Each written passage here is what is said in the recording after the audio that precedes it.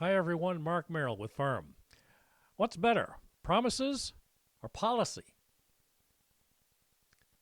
We're going to go through several items in our program today, folks, based not just on promises or policy.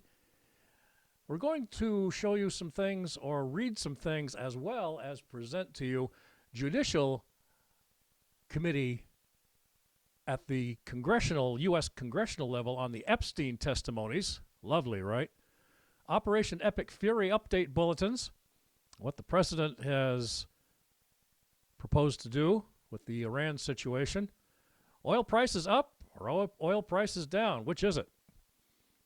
Jesse Jackson Jr. blasts former Presidents Obama and Biden for slamming Trump at his father's funeral life celebration. And another woke leftist judge cuts down President Trump's authority to assign Voice of America the truth on anti-ICE and anti-DHS protesters. But first, folks, we're going to refer to our friend over at Maine Wire, Steve Robinson, who was interviewed recently in an interview with a gentleman, as you see here, his name and his face and the way they promote it here, Shawn Ryan, and talking about an interview that he had for about 2 or 3 hours with Mr. Ryan on Maine's Somali issues and fraud issues in general. Here's just part of that.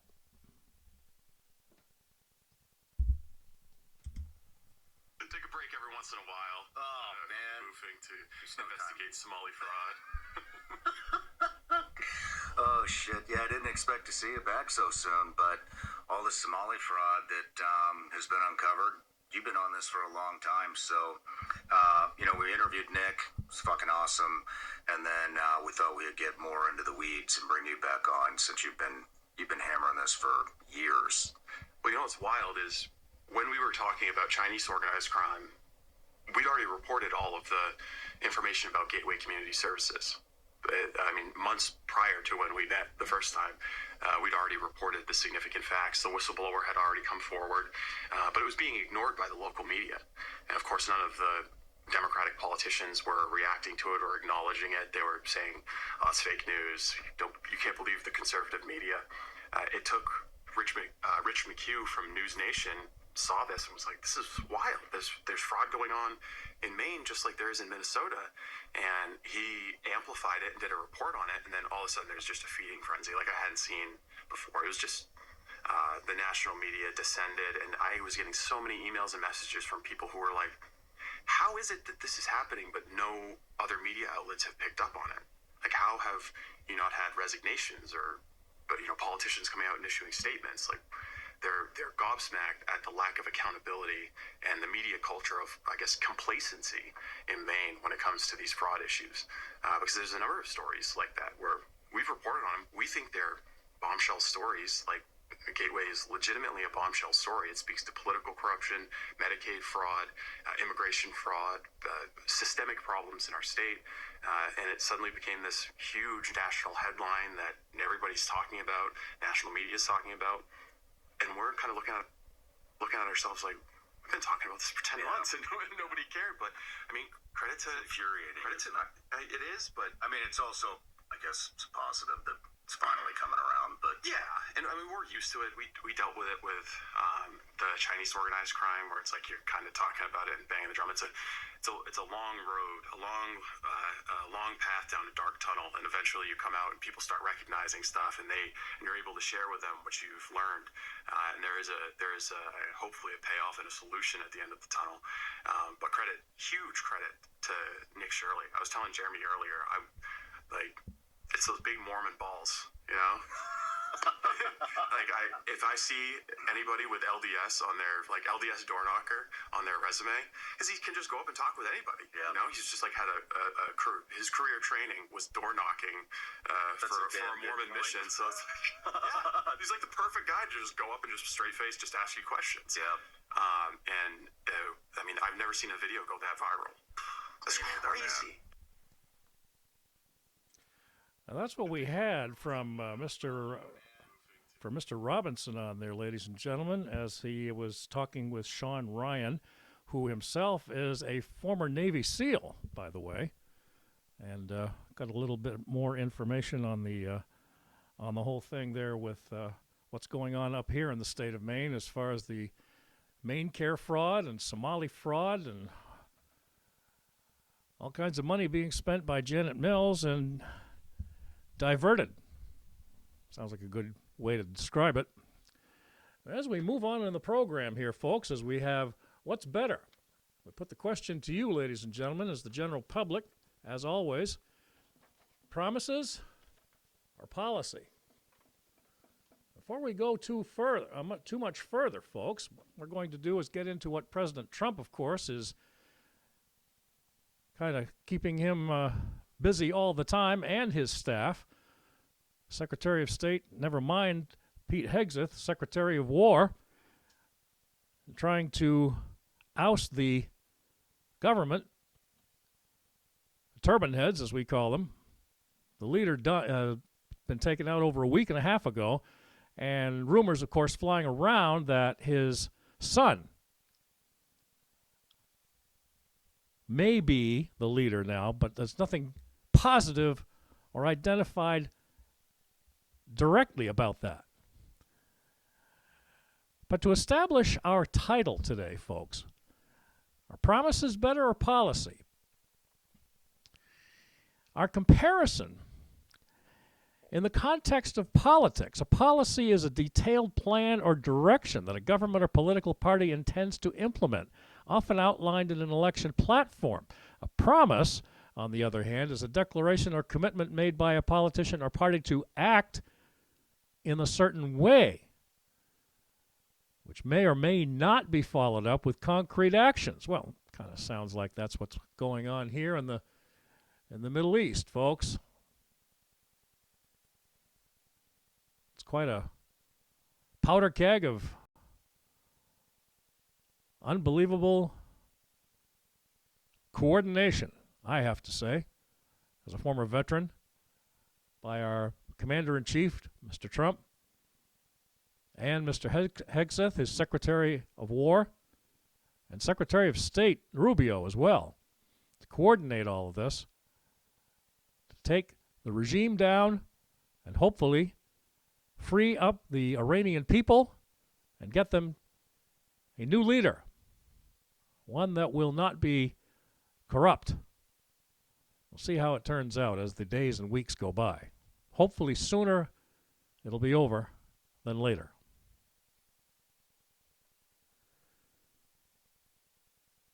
The distinction, though, to finish up here on our program topic, what's better, promises or policy, is crucial about policy or promises, is that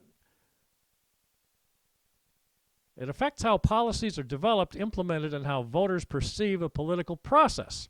The difference, American citizens, is quite obvious according to this direct definition.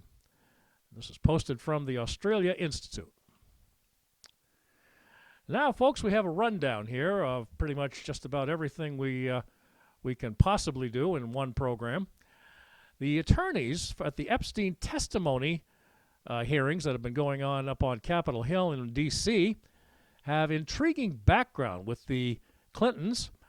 Another activist judge tries to limit Trump authority. As far as the Clinton update, just to get those two out of the way, investigative journalist Catherine Herridge picked up on something fascinating about their recent depositions about Epstein that the press largely ignored, namely that the main cast of characters involved with the Clintons has remained remarkably consistent over the years, and it's dating all the way back to Whitewater. You may recall, some of you out there, in the 1990s, and including the Monica Lewinsky scandal. Oh, I'm sure that's something Billy Bob Jefferson there, Clinton, would rather forget about. Also, Clinton's actual impeachment for lying under oath and Hillary's email scandals when she scrubbed all of those while she was being investigated in hearings during President Trump's first term, running for president herself.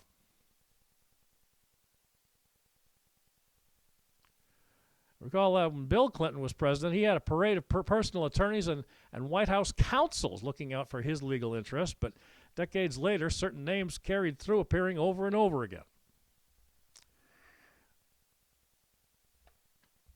As we move on here, ladies and gentlemen, Operation Epic Fury, as you see here with the map of Iran and the president. Good analysis of how the mission is going and why it's different from previous muddled quagmires. To bring you up to speed, some of the major stories in a Truth Social post last week, Mr. Trump said there will be no deal with Iran except unconditional surrender. He added that after that and the selection of an acceptable great leaders, we and many of our wonderful and very brave allies and partners will work tirelessly to bring Iran back from the brink of destruction. Iran will have a great future. Make Iran great again, is what that's going to say. As for Secretary of War Pete Hegseth, he refused to rule out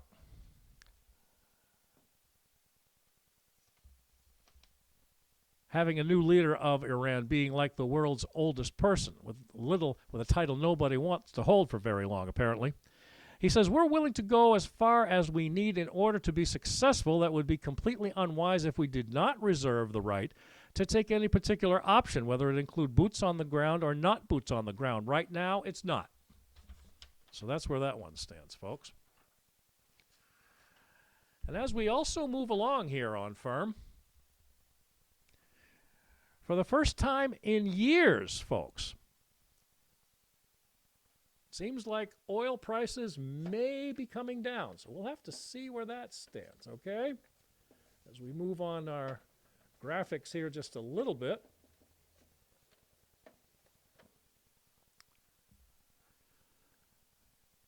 The price of regular gas in America jumped back over $3 a gallon in the past week. Both President Trump and Energy Secretary Chris Wright predicted that the price spike will last only a few weeks at most, and Wright noted that one large tanker had already passed through the strait with no issues at all. So, of course, more recent news, folks, that may not be here in front of us, but has been publicized, is that Trump and Mr. Secretary Hegseth's militaries have taken out some of the Houthis that have decided to become involved in trying to cut off the Strait of Hormuz. You may be familiar with is very, very narrow, but at least the only way to get some of the oil barges out through and to the rest of the world, because those oil barges serve 20% of the world's oil supplies that depend on all of that to get by. One other thing about the oil prices, folks, even some reliably TDS-afflicted media liberals are starting to realize that Trump might be right about the fact that, as Bill Maher took note of all the Iranians celebrating the attacks on Iran and cheering for Trump, he even tricked Senator Adam Schiff by reading a statement of the White House defending strikes without congressional permission. Oh, really, Mr. Schiff? Can't seem to keep his mouth shut, can he?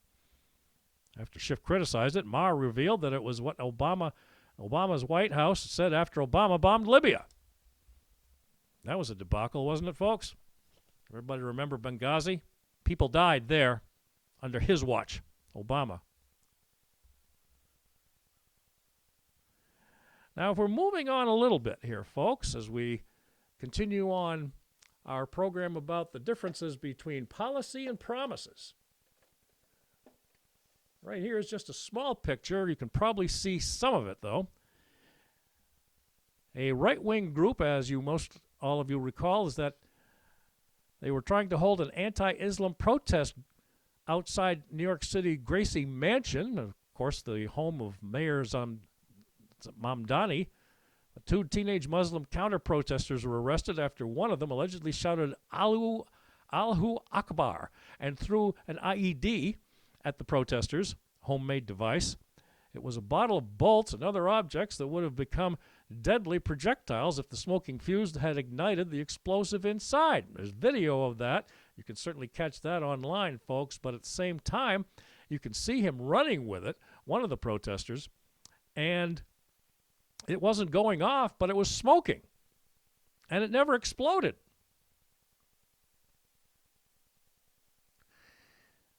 So Robert Spencer of PJ Media reported on the Olympic-level gymnastics that the media and Mayor Mamdani himself had put themselves to try to salient details of the story, describe the terrorist bomb as anything other than a bomb, and to fool the public into thinking that the attempted bombing was an act of anti-Muslim violence by the protesters.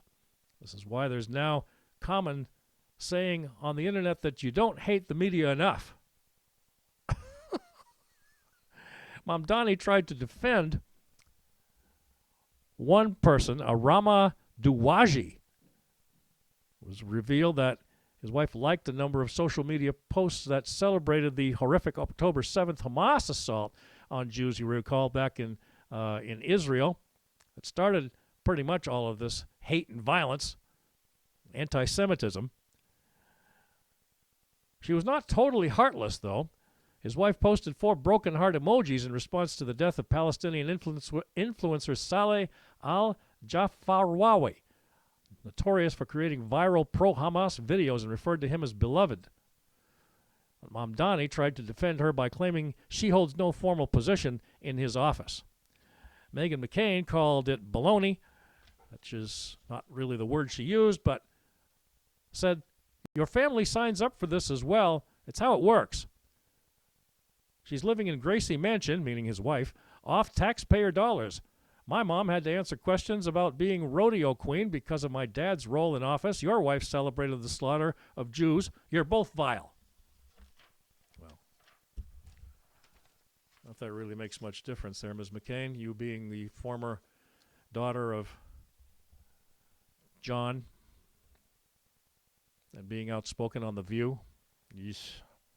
I wouldn't say much if I were you. Now, next up, folks, we have,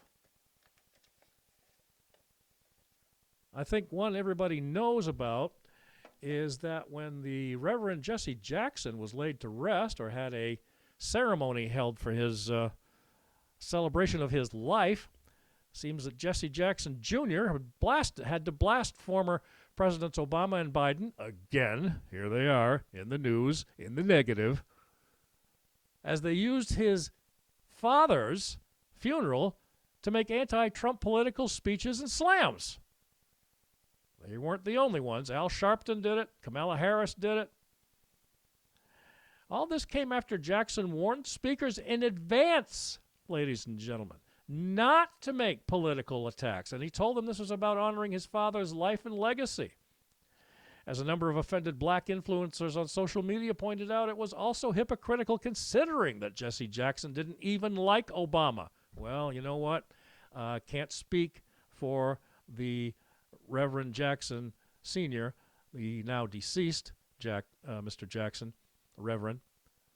Jackson once honored Trump even for giving his Rainbow Coalition free Wall Street office space, backing his presidential runs in the 1980s, and hiring over 40% black construction workers. It's bad enough that Obama, Harris, and Sharpton disrespected the family at a funeral. Biden did it too, but we'll give him benefit of the doubt that he doesn't know where in the hell he was. It shouldn't have been even necessary, though, folks, to tell him not to turn a funeral into a political rally. That's something any decent person should already know. So much for that.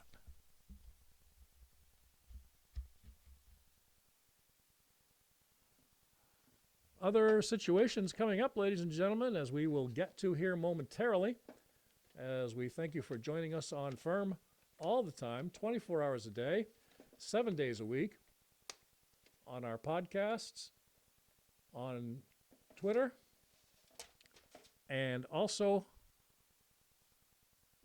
X, otherwise known as X, YouTube, and Substack now.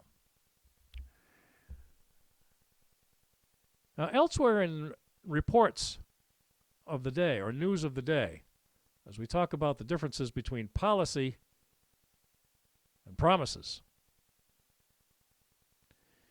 another judge is trying to usurp the executive branch's authority, the president's authority, to fire personnel from Voice of America.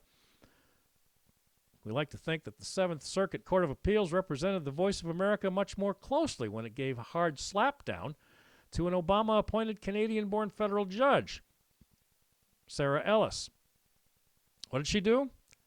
She sided with anti-ICE protesters in Illinois, ruling not only that the DHS had to limit the tools and tactics it uses to cope with violent protest mobs, but also requiring that Border Patrol TAC Commander Greg Bovino report to her daily on their efforts to implement her injunction.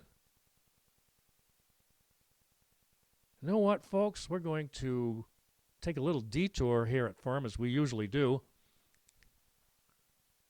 on truth, facts, reality, and common sense. And here's one that falls into the common sense, which makes no sense, according to these judges.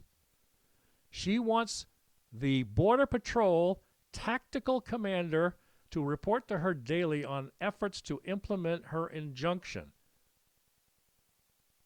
to limit their tools and tactics that it uses to cope with violent protest mobs.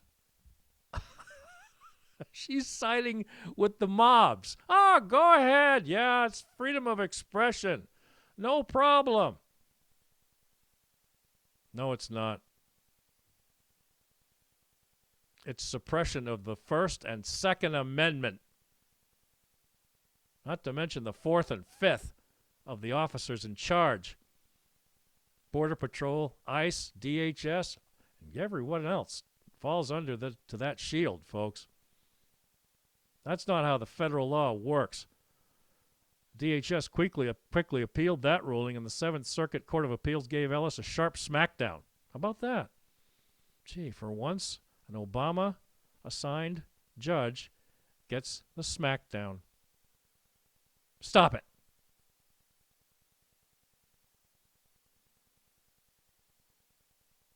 They ruled that she had put her court in the position of an inquisitor rather than of a neutral adjudicator and violated the separation of powers.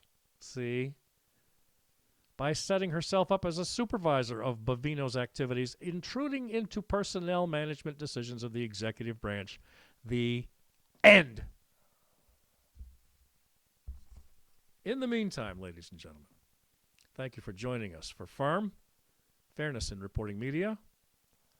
Mark Merrill, your host as always. Truth, facts, reality, and common sense.